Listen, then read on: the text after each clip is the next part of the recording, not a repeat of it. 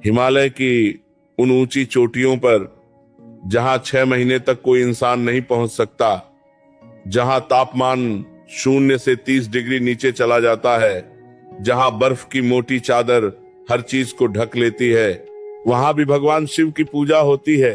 लेकिन सवाल यह है, जब मंदिर के कपाट बंद हो जाते हैं, जब वहां कोई पुजारी नहीं होता, कोई भक्त नहीं होता, तब महादेव की पूजा कौन करता है? क्या सच में वहां देवता आते हैं? क्या वहां कोई अदृश्य शक्ति काम करती है, या फिर ये सब सिर्फ एक मान्यता है? और आज मैं आपको ले जा रहा हूं केदारनाथ के उन अनसुने रहस्यों की यात्रा पर, जहां आस्था, विज्ञान और चमत्कार तीनों एक साथ मिलते हैं। ये वीडियो आपकी रीढ़ की हड्डी में सिहरन पैदा कर देगा। तो बिना एक पल गंवाए शुरू करते हैं ये अद्भुत यात्रा। केदारनाथ, ये नाम सुनते ही मन में एक अलग ही भाव जाग उठता है। हिमालय की गोद में, मंदाकिनी नदी के किनारे 3600 मीटर की ऊंचाई पर विराजमान है भोलेनाथ। केदारनाथ सिर्फ एक मंदिर नहीं, ये एक अनुभव है। ये उस स्थान का नाम है जहां पहुंचने के लिए आपको अपने शरीर से ज्यादा अपने मन को तैयार करना पड़ता है। लेकिन केदारनाथ की असली कहानी तो वहां से शुरू होती है जहां महाभारत का युद्ध समाप्त होता है। महाभारत का युद्ध खत्म हो चुका था, पांडव जीत गए थे, लेकिन उनके मन में एक भारी बोझ था, अपने ही भाइयों, अपने ही रिश्तेदारों को मारने का पाप। पांडव इस पाप से मुक्ति पाना चाहते थे। उन्होंने महर्षि व्यास से पूछा कि इस पाप से कैसे छुटकारा मिलेगा। व्यास जी ने कहा, केवल भगवान शिव ही तुम्हें इस पाप से मुक्त कर सकते हैं। पांडव भगवान शिव को खोजते हुए काशी पहुंचे, लेकिन शिव जी उनसे नाराज थे, क्योंकि उन्होंने अपने ही कुल का नाश किया था। शिव जी ने नंदी बैल का रूप धारण किया और हिमालय की ओर भाग गए। पांडव उनके पीछे पीछे भागते रहे। जब शिव जी को लगा कि पांडव उन्हें पहचान गए हैं, तो वो जमीन में समाने लगे। भीम ने तुरंत नंदी की पीठ पकड़ ली, लेकिन शिव जी की पिछली देह जमीन में समा गई और जो पीठ का हिस्सा बाहर रह गया, वही आज केदारनाथ में पूजा जाता है। ये शिवलिंग नहीं, ये महादेव की पीठ है। और शिव जी के बाकी अंग 5 अलग अलग जगहों पर प्रकट हुए। इन्हें पंच केदार कहते हैं। केदारनाथ में पीठ, तुंगनाथ में भुजाएं, रुद्रनाथ में मुख, मध्य महेश्वर में नाभि और कल्पेश्वर में जटाएं। लेकिन केदारनाथ का असली रहस्य यहीं से शुरू होता है। केदारनाथ की मूर्ति यानी शिव जी की पीठ, ये एक त्रिकोण के आकार का पत्थर है और ये पत्थर जमीन में धंसा हुआ है। आप चाहें तो इसे छू सकते हैं, इसे स्पर्श कर सकते हैं। लेकिन सबसे अजीब बात यह है कि ये पत्थर हमेशा गर्म रहता है। चारों ओर बर्फ है, ठंडी हवा है, लेकिन ये पत्थर गर्म है। क्यों? कैसे? पुजारी कहते हैं कि ये महादेव की दिव्य ऊर्जा है। वैज्ञानिक कहते हैं कि शायद यहाँ भूगर्भीय गर्मी है। लेकिन सच क्या है, कोई नहीं जानता। केदारनाथ के मंदिर का निर्माण भी एक रहस्य है। ये मंदिर विशाल पत्थरों से बना है। इतने बड़े पत्थर इतनी ऊंचाई पर कैसे लाए गए, कैसे जोड़े गए? कहा जाता है कि इस मंदिर का निर्माण पांडवों ने किया था, लेकिन बाद में आदि शंकराचार्य ने इसे फिर से स्थापित किया। मंदिर के पत्थर इस तरह जोड़े गए हैं कि उनके बीच में कोई गारा नहीं है, फिर भी ये पत्थर सैकड़ों सालों से अपनी जगह पर खड़े हैं। और सबसे हैरान करने वाली बात, सन 2013 की केदारनाथ त्रासदी, जब भयंकर बाढ़ आई थी, जब पूरा केदारनाथ शहर तबाह हो गया था, जब हजारों लोग मारे गए थे, तब भी केदारनाथ का मंदिर खड़ा रहा। उस मंदिर को कुछ नहीं हुआ, बल्कि मंदिर के ठीक पीछे से एक विशाल चट्टान आई और वो मंदिर से टकराने की बजाय 2 भागों में बंट गई। एक भाग दाईं ओर गया, एक बाईं ओर, और मंदिर बीच में सुरक्षित रहा।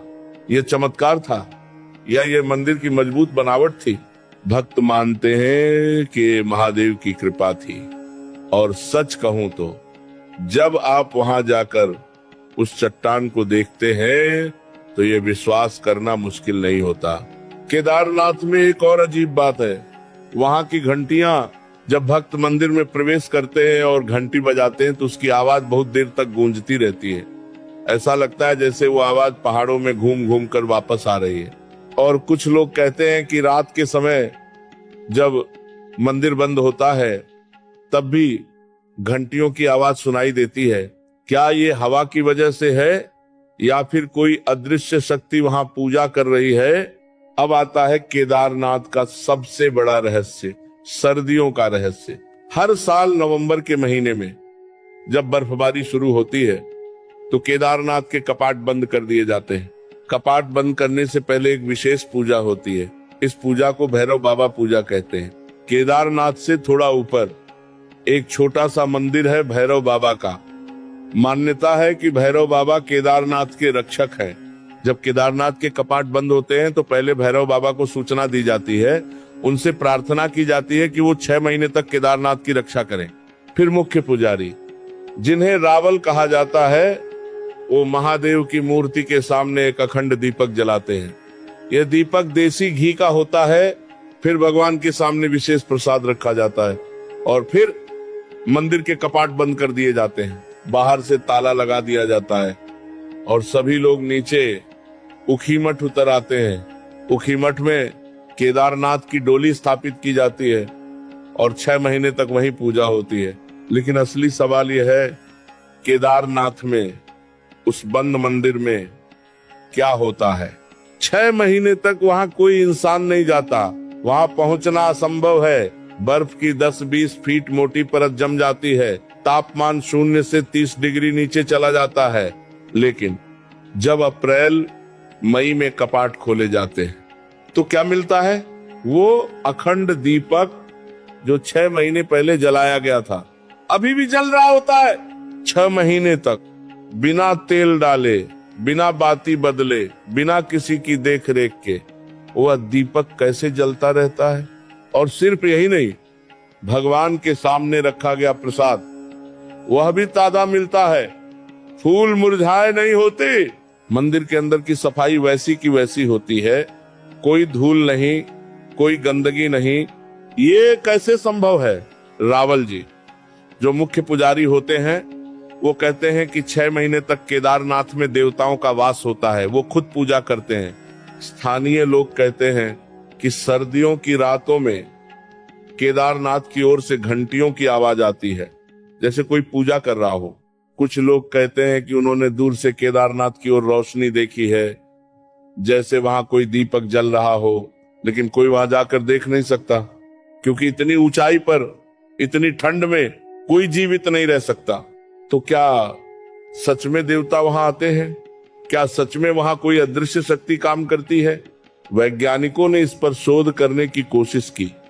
उन्होंने कहा कि शायद वहां हवा की कमी के कारण दीपक धीरे धीरे जलता है और 6 महीने में खत्म नहीं होता। लेकिन फिर सवाल यह है कि इतनी ठंड में, इतनी हवा में वह दीपक बुझता क्यों नहीं? कुछ वैज्ञानिक कहते हैं कि शायद मंदिर की बनावट ऐसी है कि अंदर हवा नहीं जाती, इसलिए दीपक सुरक्षित रहता है। लेकिन फिर प्रसाद और फूल कैसे ताजे रहते हैं? सच कहूं तो यह एक ऐसा रहस्य है जिसे आज तक कोई सुलझा नहीं पाया।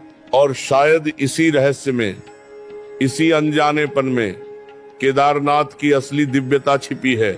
एक और बात, जब कपाट खोले जाते हैं तो सबसे पहले भैरव बाबा के मंदिर के कपाट खोले जाते हैं, उनसे अनुमति ली जाती है। फिर रावल जी केदारनाथ के कपाट खोलते हैं और जब वो अंदर प्रवेश करते हैं तो पहले वो महादेव से माफी मांगते हैं।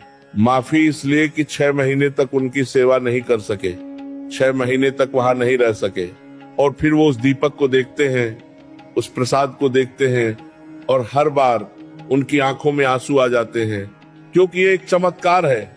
एक ऐसा चमत्कार जो हर साल होता है, लेकिन फिर भी इसे समझना, इसे शब्दों में बयान करना असंभव है। एक पुराने पुजारी ने एक बार बताया था कि जब वो पहली बार कपाट खोलने गए थे तो उन्हें मंदिर के अंदर से एक अलग ही ऊर्जा महसूस हुई थी, जैसे वहां कोई मौजूद था। उन्होंने कहा कि उस समय उनके रोंगटे खड़े हो गए थे और उन्हें लगा था कि सच में महादेव यहाँ विराजमान है। एक और पुजारी ने बताया कि कभी कभी जब वो सुबह सुबह मंदिर खोलते हैं तो उन्हें ऐसा लगता है जैसे किसी ने अभी अभी पूजा की हो। फूलों की ताजा खुशबू आती है, धूप की महक आती है, लेकिन वहां कोई नहीं होता सिवाय महादेव के। केदारनाथ में एक और मान्यता है। कहा जाता है कि जो भी सच्चे मन से केदारनाथ आता है उसकी हर मनोकामना पूरी होती है। लेकिन अगर कोई गलत नियत से आता है तो उसे वापस भेज दिया जाता है। या तो रास्ते में कोई परेशानी आ जाती है या फिर वो बीमार हो जाता है। ये भैरव बाबा का काम है। वो केदारनाथ के द्वारपाल है और वो हर किसी को अंदर नहीं आने देते। कई लोगों ने अपने अनुभव साझा किए हैं। उन्होंने कहा कि जब वो केदारनाथ की यात्रा पर निकले तो शुरू में बहुत परेशानियां आई, लेकिन जब उन्होंने सच्चे मन से भैरव बाबा से प्रार्थना की तो सब ठीक हो गया। और जब वो केदारनाथ पहुंचे तो उन्हें ऐसा अनुभव हुआ जैसे वो घर आ गए हों। एक अलग ही शांति मिली, एक अलग ही सुकून मिला। केदारनाथ में सिर्फ सर्दियों का रहस्य ही नहीं है, यहाँ और भी कई अनसुनी बातें हैं। पहला रहस्य, केदारनाथ की मूर्ति का आकार। जैसा मैंने पहले बताया, ये मूर्ति एक त्रिकोण के आकार की है और ये महादेव की पीठ है। लेकिन अजीब बात यह है कि ये मूर्ति धीरे धीरे जमीन में धंस रही है। पुराने पुजारी कहते हैं कि हर साल ये मूर्ति थोड़ी थोड़ी जमीन में समाती जा रही है और जिस दिन ये पूरी तरह जमीन में समा जाएगी उस दिन कलयुग का अंत हो जाएगा। ये सच है या सिर्फ एक मान्यता, कोई नहीं जानता। लेकिन ये तय है कि मूर्ति का आकार पहले से छोटा हो गया है। पुराने समय में जब पहली बार इस मंदिर की स्थापना हुई थी तब ये मूर्ति काफी बड़ी थी, लेकिन अब ये धीरे धीरे छोटी होती जा रही है। कुछ लोग कहते हैं कि ये मूर्ति हर 100 साल में 1 इंच नीचे धंसती है। अगर ये सच है तो इसका मतलब है कि हजारों साल बाद ये पूरी तरह जमीन में समा जाएगी। दूसरा रहस्य, केदारनाथ के पीछे की पहाड़ी। केदारनाथ के ठीक पीछे एक विशाल पहाड़ है। इसे केदार पर्वत या केदार डोम कहते हैं। इस पहाड़ की चोटी पर कहा जाता है कि महादेव का असली निवास है। मंदिर तो केवल एक प्रतीक है, लेकिन असली शिव तो उस पहाड़ की चोटी पर विराजमान है। कुछ साधु संत कहते हैं कि रात के समय उस पहाड़ की चोटी पर एक दिव्य प्रकाश दिखाई देता है, जैसे वहां कोई तपस्या कर रहा हो। लेकिन उस पहाड़ की चोटी तक कोई नहीं जा सकता। वो इतनी ऊंची और खतरनाक है कि वहां पहुंचना लगभग असंभव है। कुछ पर्वतारोहियों ने कोशिश की थी, लेकिन वो या तो बीच में ही वापस लौट आए या फिर उन्हें कुछ ऐसा अनुभव हुआ कि वो आगे नहीं बढ़ सके। एक पर्वतारोही ने बताया था कि जब वो उस पहाड़ पर चढ़ रहा था तो उसे ऐसा लगा जैसे कोई उसे रोक रहा है। एक अदृश्य शक्ति उसे नीचे धकेल रही थी। उसने कहा कि उस समय उसके मन में एक आवाज आई, ये जगह तुम्हारे लिए नहीं है, वापस चले जाओ। और उसने वापस लौटने का फैसला किया। तीसरा रहस्य, गांधी सरोवर। केदारनाथ से थोड़ा ऊपर एक झील है। इसे गांधी सरोवर या चौराबाड़ी ताल कहते हैं। ये झील बर्फ से घिरी हुई है और इसका पानी बर्फ जैसा ठंडा है। लेकिन अजीब बात यह है कि इस झील में कोई मछली नहीं है, कोई जीव नहीं है, बिल्कुल निर्जीव। और कहा जाता है कि इस झील के पानी में कुछ ऐसी शक्ति है कि अगर कोई इसमें डुबकी लगाए तो उसे दिव्य अनुभव होता है। कुछ लोग कहते हैं कि इस झील के पानी में भगवान शिव का प्रतिबिंब दिखाई देता है। एक साधु ने बताया था कि जब वो इस झील के पास गए थे तो उन्होंने पानी में झांका और उन्हें लगा जैसे कोई उन्हें देख रहा है, जैसे महादेव खुद उन्हें देख रहे हैं। उस अनुभव के बाद उनकी पूरी जिंदगी बदल गई। उन्होंने सांसारिक मोह माया छोड़ दी और पूरी तरह से महादेव की भक्ति में लीन हो गए। चौथा रहस्य, भैरवनाथ मंदिर। जैसा मैंने पहले बताया, केदारनाथ से थोड़ा ऊपर भैरव बाबा का मंदिर है। मान्यता है कि जब तक आप भैरव बाबा के दर्शन नहीं करते तब तक आपकी केदारनाथ यात्रा अधूरी है। भैरव बाबा केदारनाथ के रक्षक हैं। वो यहाँ की नकारात्मक शक्तियों से रक्षा करते हैं। कहा जाता है कि अगर कोई बुरी नीयत से केदारनाथ आता है तो भैरव बाबा उसे रोक देते हैं। या तो वो बीमार हो जाता है या फिर उसे रास्ते में कोई परेशानी आती है। कई लोगों ने अपने अनुभव साझा किए हैं। उन्होंने कहा कि जब वो केदारनाथ जा रहे थे तो अचानक उन्हें बुखार आ गया, या फिर उनका पैर मुड़ गया, या फिर मौसम खराब हो गया। हरा करते हुए शाम की आदान करे, लेकिन जब उन्होंने भैरव बाबा से माफी मांगी और सच्चे मन से प्रार्थना की तो सब ठीक हो गया। भैरव बाबा का मंदिर बहुत छोटा है, लेकिन उसकी शक्ति बहुत बड़ी है। वहां जाकर आपको एक अलग ही ऊर्जा महसूस होती है, एक अलग ही भय और सम्मान का मिश्रण। पांचवा रहस्य, सोनप्रयाग केदारनाथ जाने के रास्ते में एक जगह है सोनप्रयाग। यहाँ दो नदियां मिलती हैं, बासुकी गंगा और मंदाकिनी। कहा जाता है कि यहाँ के पानी में सोने के कण मिलते हैं, इसलिए इसे सोनप्रयाग यानी सोने का संगम कहते हैं। लेकिन असली रहस्य ये है कि यहाँ स्नान करने से सभी पाप धुल जाते हैं। ऐसी मान्यता है। पुराने समय में लोग यहाँ स्नान करके ही केदारनाथ जाते थे, क्योंकि उन्हें लगता था कि पहले शरीर को शुद्ध करना जरूरी है। आज भी कई भक्त यहाँ स्नान करते हैं और वो कहते हैं कि इस स्नान के बाद उन्हें एक अलग ही हल्कापन महसूस होता है, जैसे उनके ऊपर से कोई बोझ उतर गया हो। छठा रहस्य, वासुकी ताल। केदारनाथ से कुछ किलोमीटर दूर एक और झील है, वासुकी ताल। ये झील समुद्र तल से लगभग 4000 मीटर की ऊंचाई पर है। यहाँ पहुंचना बहुत मुश्किल है। कहा जाता है कि यहाँ नागों का राजा वासुकी तपस्या करता था और इसी झील के पानी से भगवान शिव ने अपनी जटाओं को धोया था। इस झील का पानी इतना पवित्र माना जाता है कि अगर कोई इसमें डुबकी लगाए तो उसे मोक्ष की प्राप्ति होती है। लेकिन यहाँ पहुंचना इतना कठिन है कि बहुत कम लोग ही यहाँ जा पाते हैं। जो लोग यहाँ जा चुके हैं वो कहते हैं कि ये जगह इतनी खूबसूरत है कि शब्दों में बयान नहीं किया जा सकता। चारों ओर बर्फ से ढके पहाड़, बीच में एक शांत झील और पूरे वातावरण में एक दिव्य ऊर्जा। सातवां रहस्य, सन 2013 की त्रासदी। जून सन 2013 में केदारनाथ में एक भयंकर त्रासदी हुई थी। भारी बारिश के कारण चोराबाड़ी ताल का बांध टूट गया और पानी की एक विशाल दीवार केदारनाथ की ओर आई। हजारों लोग मारे गए, पूरा शहर तबाह हो गया, होटल, दुकानें, घर सब कुछ बह गया। लेकिन केदारनाथ का मंदिर वो खड़ा रहा। मंदिर के ठीक पीछे से एक विशाल चट्टान आई और वह चट्टान मंदिर से टकराने से पहले दो भागों में बंट गई। एक भाग दाईं ओर गया, एक बाईं ओर, और मंदिर बीच में सुरक्षित रहा। ये देखकर लोगों का विश्वास और मजबूत हो गया। उन्हें लगा कि ये महादेव का चमत्कार है। आज भी वो चट्टान मंदिर के पीछे खड़ी है और लोग उसे भीमशिला कहते हैं। मानते हैं कि भीम ने ही ये चट्टान रोकी थी। उस त्रासदी के बाद केदारनाथ को फिर से बनाया गया, लेकिन मंदिर को कुछ नहीं हुआ, वो वैसे का वैसा खड़ा रहा। ये साबित करता है कि केदारनाथ सिर्फ एक मंदिर नहीं है, ये एक दिव्य शक्ति का केंद्र है और महादेव खुद इसकी रक्षा करते हैं। केदारनाथ की यात्रा सिर्फ एक तीर्थ यात्रा नहीं है, ये एक आध्यात्मिक अनुभव है। ये खुद को खोजने की यात्रा है। जब आप केदारनाथ के लिए निकलते हैं तो आप सिर्फ शरीर से नहीं बल्कि मन से भी तैयार होते हैं। यात्रा गौरीकुंड से शुरू होती है। यहाँ से केदारनाथ लगभग 16 किलोमीटर है और ये पूरा रास्ता पहाड़ी है। पहले लोग पैदल चलते थे, अब खच्चर और पालकी की सुविधा भी है, लेकिन असली अनुभव तो पैदल चलने में ही है।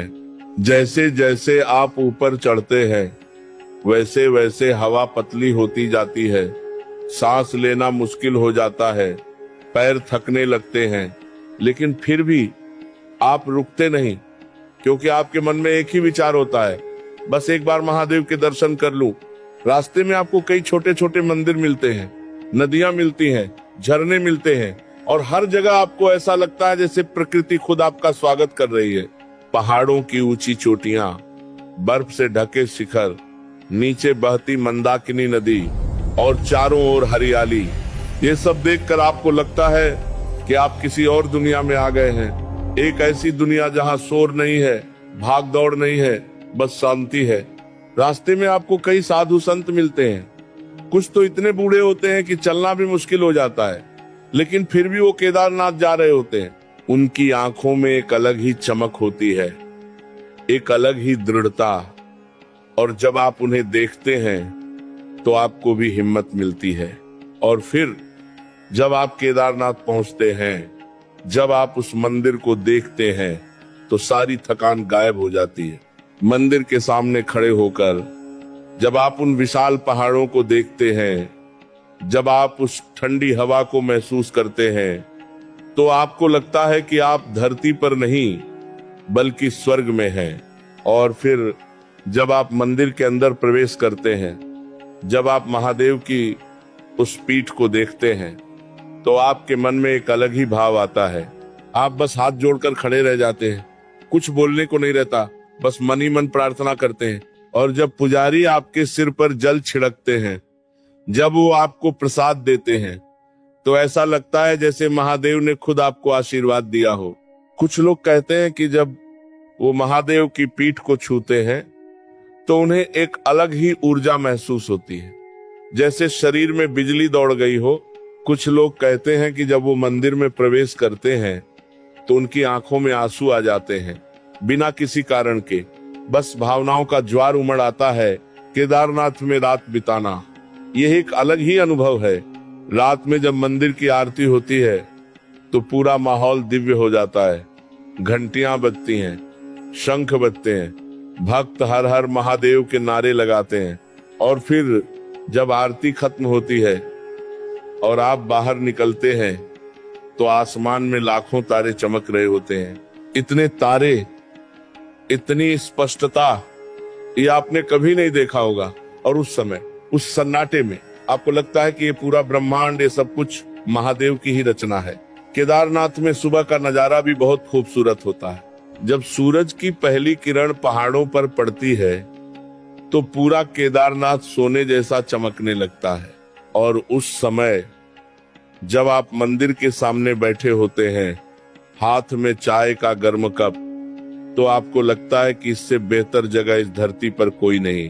केदारनाथ सिखाता है कि जीवन में कठिनाइयां तो आएंगी, रास्ता मुश्किल होगा, लेकिन अगर आपके मन में विश्वास है, अगर आपकी नीयत साफ है, तो आप हर मंजिल तक पहुंच सकते हैं।